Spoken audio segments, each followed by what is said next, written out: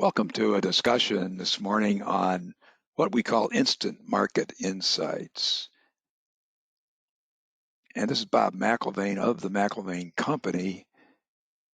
And I've been in the filtration business here in air, water, and energy for a number of decades, and believe that a lot of the expertise that we've gained can be provided on a very compressed basis, high level, or focused for suppliers, whether it's at the sales level or senior management. We live in a silo world where the insights we need for a decision are inaccessible.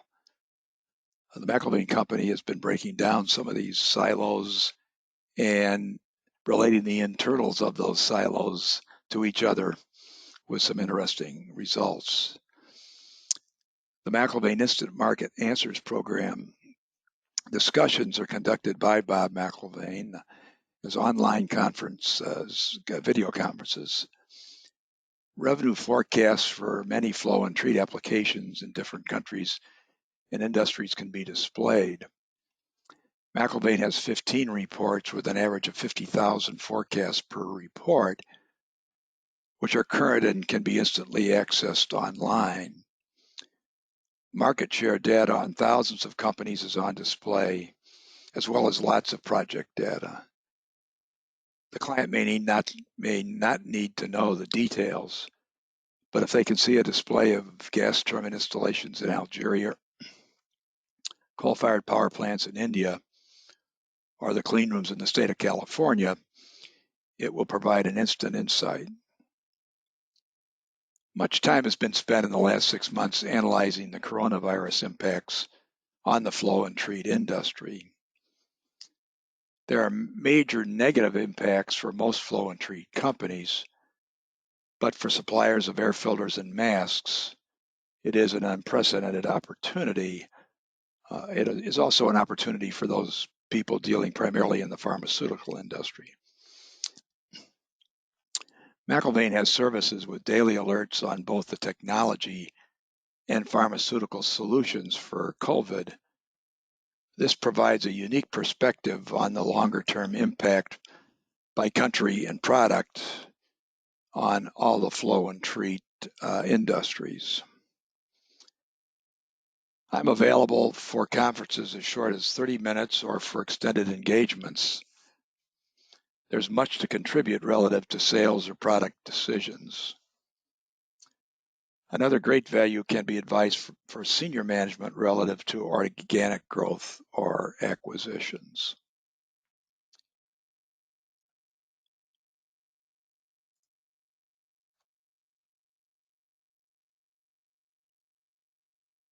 So let's move on here. We have urgent answers for the markets and for the technologies. Relative to the markets, we have information by prospects, such as all the municipal wastewater treatment plants in the U.S., profiles of all the petrochemical companies, etc., and all the power plants in Asia, for instance. And by industry, we analyze competitors' market shares, do SWOT analyses, have information by region and country. We're really set up to divide the world from provinces in China or in Canada to states in the US to every country of the world by industry and product. And then product, process, and industry, such as ZLD and LNG and SO2 removal for marine craft. As I said before, we spent the last 6 months with tremendous amount of information gathering relative to the coronavirus.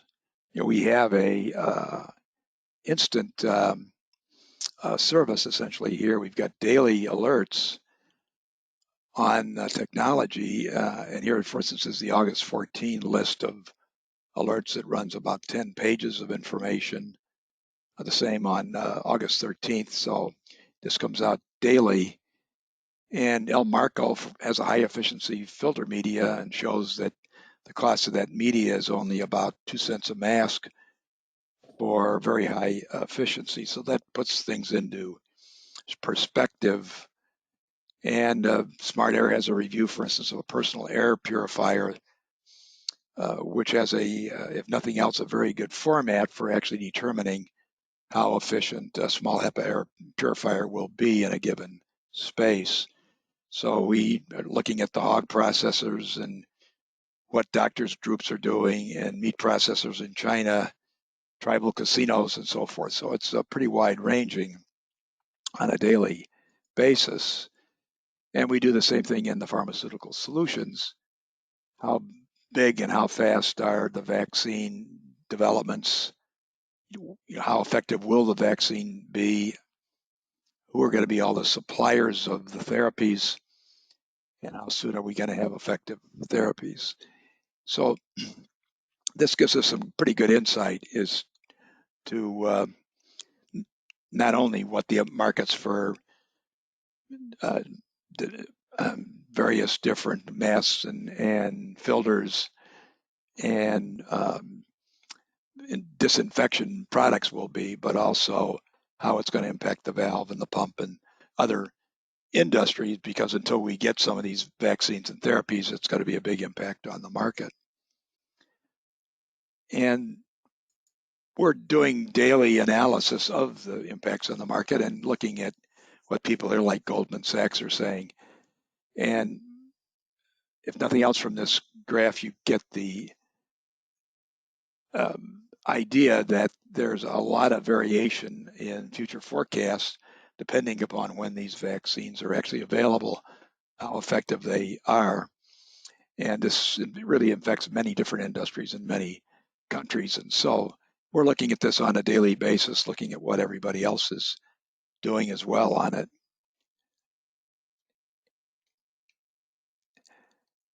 So the result, certainly of COVID, is on the positive side is going to be a huge, huge market. And we're seeing here a few graphs that show how big that impact will be. For instance, on efficiency of air filters, the high efficiency filters, which would be above MERV 16, there's going to be a huge growth in those filters measured in many billions of dollars. The same thing is true of fan filter units and some of the other types of laminar flow systems. We're looking at, for all these different products, we're looking at all these different industries. And for many of these products, the market is actually going to be down the next couple of years and then up. The food industry, it's not going to have that downward trend. Metals is going to be down and up. Mining is pretty flat. Oil and gas is really going to be down, particularly in the United States for a while. And less so, more so on the extraction, less on the transmission. The average industry, in terms of flow and treat, is going to be up and down. Petrochemicals, again, up and down. Pharmaceutical is going to be up. And the COVID alone is going to generate very large revenues for the industry.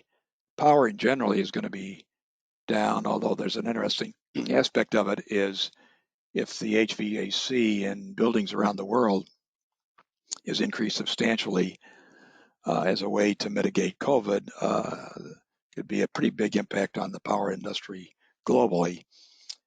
Pulp and paper up and down, refining up and down, wastewater generally up. There's even a little bit of wastewater activity relative to COVID, measuring the wastewater at every municipal wastewater plant as a way to predict COVID in advance, and the water industry will be up.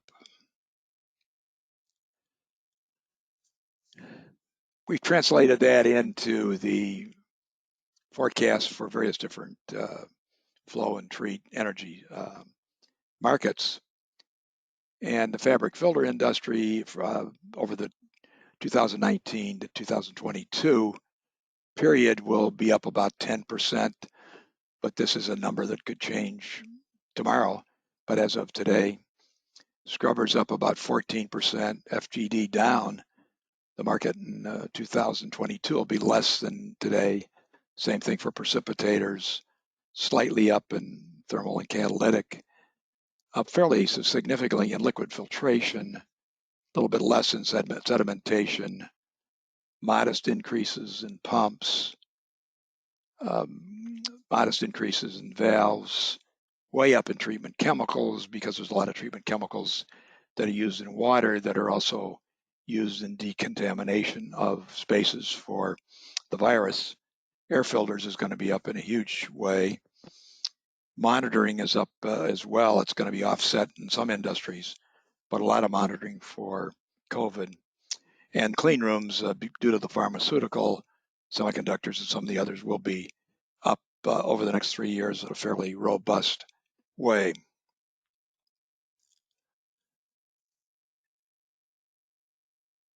Obviously, there's a big benefit to the supplier of knowing what the market is going to be at a particular company.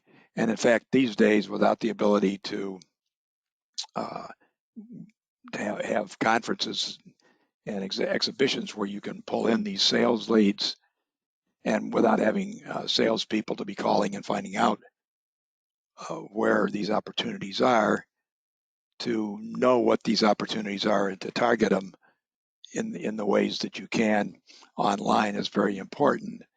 And for instance, here's an example of pump purchases by some of the power plants around the world. It's surprisingly easy to predict the purchases of a lot of this equipment because about 98% of it is with companies that are either building new facilities or upgrading or repairing older facilities. Almost none of the market is companies that have just been formed and don't have any prior experience with pumps.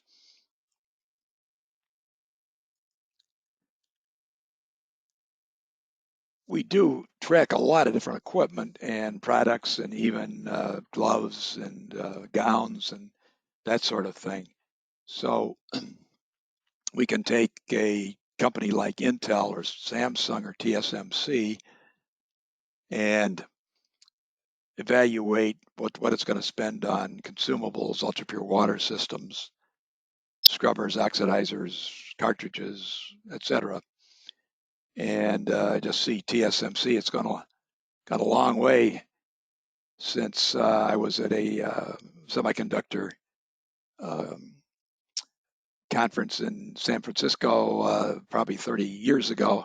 Had an opportunity, or maybe it was 40 years ago, to meet somebody called Morris Chang, who was starting a fab business in in Taiwan. It sounded so bizarre that I didn't even take the opportunity. But $605 million in clean room expenditures now.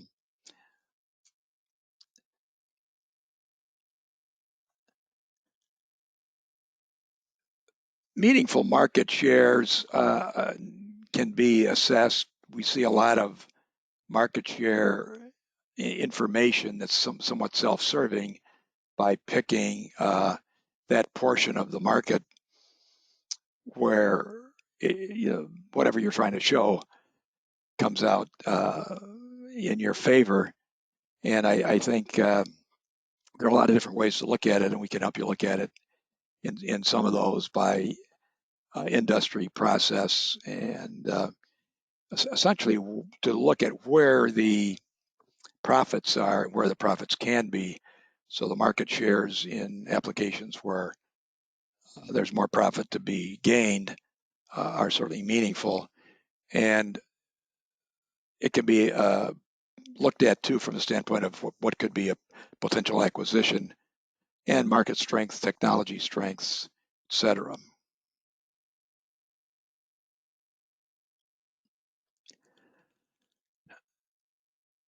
The petrochemical industry is certainly an interesting industry, and it's got its ups and downs, more ups than downs. And we're looking at it from all sorts of different ways. Here is what we call IIoT and remote O&M. We do think there's going to be a lot more remote operation of various processes and try to ascertain how big that market is going to be and what the opportunities. And we break that into guide, control, and measure. And then we break measure into liquids, gases, and solids.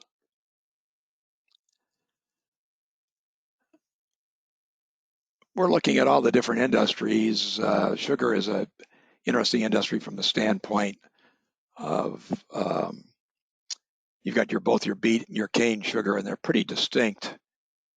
But in your cane sugar, you're generating power as well as sugar, and so there are opportunities for the flow and treat that are more than just the sugar production. And of course, there's a lot of activity worldwide and in Brazil and some of these other countries. India is another major sugar producer. We mentioned TSMC before, and we do get into various different chemicals, so defoamers and inorganic flocculants and coagulants, ion exchange, odor, so forth. And then again, in clean rooms, it's furniture and ionizers and gloves and all these different areas.